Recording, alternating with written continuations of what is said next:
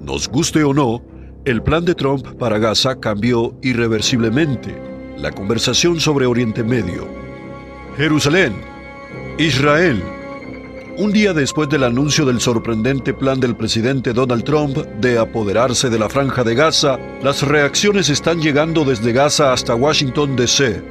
La Casa Blanca ahora está dando marcha atrás con la idea de que Estados Unidos reconstruya Gaza, pero la idea de Trump ya ha cambiado irreversiblemente. La conversación sobre Oriente Medio. Algunos creen que Oriente Medio necesita su tipo de pensamiento innovador. El recién nombrado secretario de Defensa, Pete Hegseth, recibió al primer ministro israelí Benjamín Netanyahu en el Departamento de Defensa y abordó el plan de Trump para Gaza.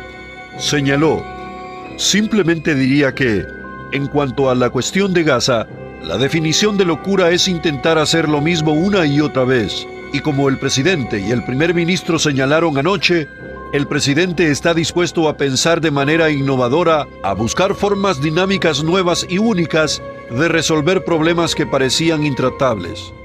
En el programa Hannity de Fox News, Netanyahu también defendió la propuesta.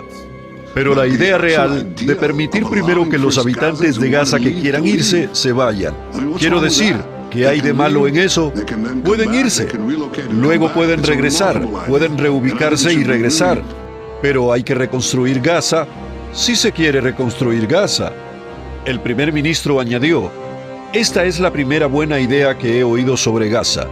Es una idea notable y creo que debería realmente perseguirse, examinarse, perseguirse y llevarse a cabo, porque creo que creará un futuro diferente para todos. Sin embargo, algunos en Gaza rechazan la idea. Ahmed Abdel Aal, un refugiado palestino, declaró: le decimos a Trump que no queremos irnos de Gaza ni de un centímetro de ella y que no venderemos nuestra patria. Nos mantendremos firmes y nos aferraremos a esta tierra a pesar del asedio y el dolor que estamos experimentando. Claro, dolor que los mismos árabes palestinos de Hamás han causado a su propio pueblo. Nayef Arrean, residente de Gaza, dijo: no me voy, ni yo ni mis hijos, mi familia, mis hijas, ni toda mi gente. Si vamos a morir, moriremos en nuestra arena. Si quieren atacarnos con misiles o con ataques aéreos, no nos vamos de aquí. Sin embargo, una encuesta del Centro Palestino de Investigación, Política y de Encuestas encontró que incluso antes de octubre 7, el 44% de los hombres jóvenes de Gaza y el 31% de todos los habitantes de Gaza querían emigrar. Algunos creen que después de 16 meses de combate y de enfrentar años de vivir en tiendas de campaña en medio de los escombros, esa cifra aumentará drásticamente. El ministro de Asuntos Exteriores israelí, Gedeón Saar, cree que los habitantes de Gaza deberían tener una opción. Mientras la migración se produzca por voluntad propia, independientemente de la ubicación en el mundo, y mientras haya un país dispuesto a aceptar a esa persona, ¿puede alguien afirmar que es inmoral? ¿Puede alguien decir que es inhumano? ¿Es moral solo en relación con cualquier otra nación o individuo, excepto los árabes palestinos? Esto es lo que ocurre. Lo vemos en todos los conflictos. El historiador, autor y ex embajador israelí en Estados Unidos, Michael Oren, escribió que la propuesta de Trump está cambiando las reglas de Oriente Medio. Incluso si la visión de Trump nunca se materializa, ha cambiado la conversación de manera fundamental e irreversible. Al cambiar radicalmente sus posiciones e introducir nuevas ideas radicales, ha abierto la puerta a una diplomacia creativa y a la posibilidad de un Oriente Medio más estable y quizás incluso pacífico, escribió Oren. Esa conversación está lejos de terminar. La semana que viene, el líder de un país que ha rechazado la recomendación del presidente Trump de acoger a refugiados palestinos, el rey Abdullah de Jordania, visitará la Casa Blanca. Más allá de eso, ya se vislumbran más conversaciones de alto nivel con líderes regionales. Esa conversación continuará cuando el rey Abdullah de Jordania visite la Casa Blanca la semana que viene, con aún más conversaciones. Nosotros hicimos una pregunta hace meses atrás y la hacemos otra vez. ¿Por qué los árabes palestinos de Cisjordania y todos los demás que viven defendiendo a los árabes palestinos de Gaza no los quieren recibir en su propia tierra? ¿Por qué se les niegan asilo? Sencillo, porque no les importan. Solo desean usarlos como conejillos de indias para destruir a Israel. Por otra parte, China quiere deshacerse de Estados Unidos.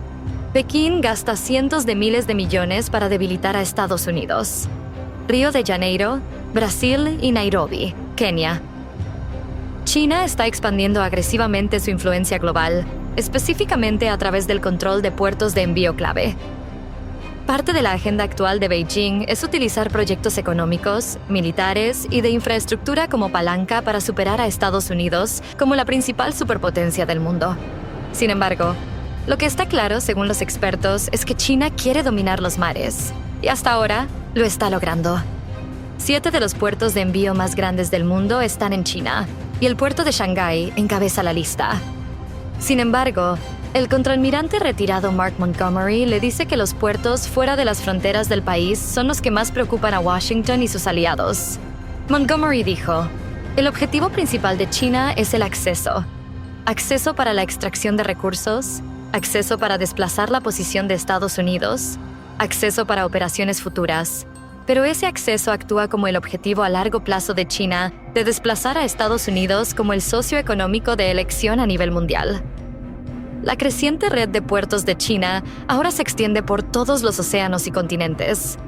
Las empresas chinas, la mayoría de propiedad del gobierno comunista, han gastado miles de millones en la construcción de 129 puertos en más de 50 países, muchos a lo largo de rutas de navegación vitales y estratégicas. La mayoría de las cosas que compras cruzan el mundo por mar, pero los contenedores de transporte no solo contienen mercancías, también contienen algo más, energía. Y China está totalmente involucrada, escribió la emisora pública alemana DWB en un artículo reciente.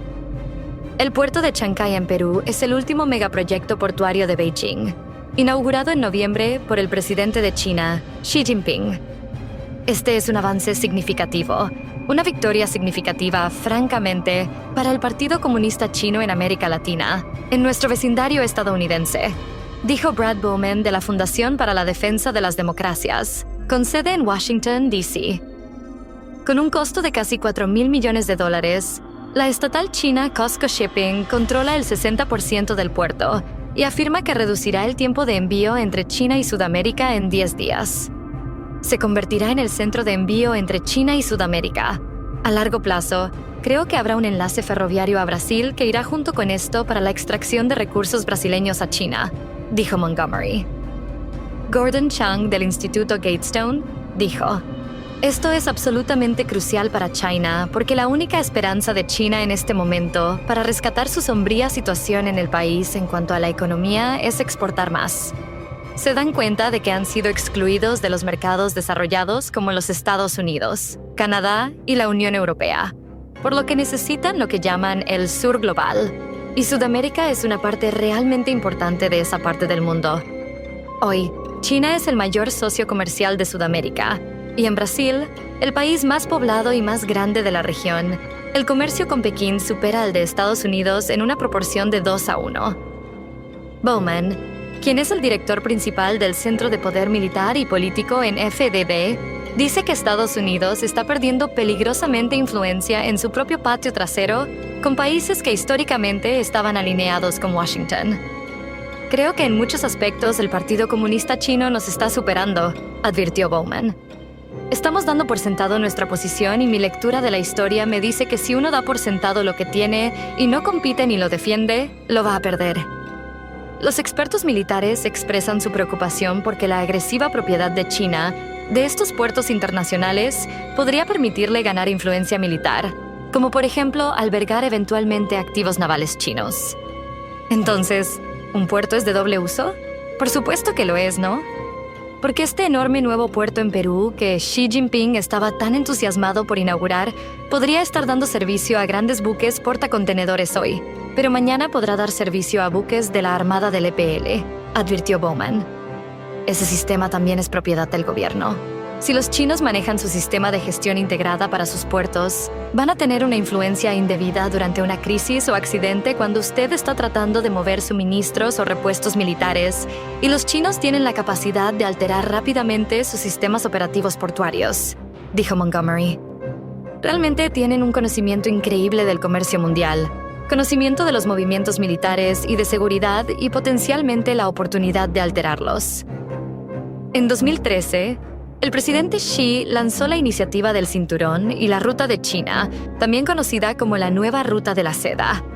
China, que se extiende desde el este de Asia hasta Europa, África y Sudamérica, ha gastado más de $1 billón en construir carreteras, ferrocarriles, redes eléctricas, puertos y más, todo para ganar asociaciones internacionales influyentes. Se ha expandido de unos 65 países originalmente, todos más o menos vecinos de China, a abarcar la mayor parte del mundo en desarrollo, dijo Tom Miller, autor de China's Asia Dream. Como parte de su iniciativa del Cinturón y la Ruta, China también ha estado gastando mucho dinero en el continente africano. Por ejemplo, en 2022, construyó una importante autopista que conecta el aeropuerto internacional con el centro de Nairobi. En África, entre 2013 y 2023, China realizó inversiones en la iniciativa del Cinturón y la Ruta por un valor de más de $800 mil millones, dijo Montgomery. Es una suma asombrosa que eclipsa cualquier programa estadounidense o internacional de asistencia de bienes no humanitarios. Como resultado, hemos sido rápidamente desplazados como el socio de seguridad económica de elección. Ya sea en África, Sudamérica o Asia, los expertos dicen que está claro que China tiene la misión de convertirse en la principal superpotencia del mundo. China ve a Estados Unidos como una amenaza existencial y nos ve como una amenaza existencial no por nada de lo que decimos o hacemos, sino por lo que somos, dijo Chang. En Pekín hay un régimen inseguro que está preocupado por el efecto inspirador de los valores estadounidenses en la forma de gobernar al pueblo chino, por lo que China quiere deshacerse de Estados Unidos porque cree que nunca estará salvo y seguro mientras exista la República estadounidense. Bowman dice que los líderes chinos quieren lograr este dominio sin disparar un tiro.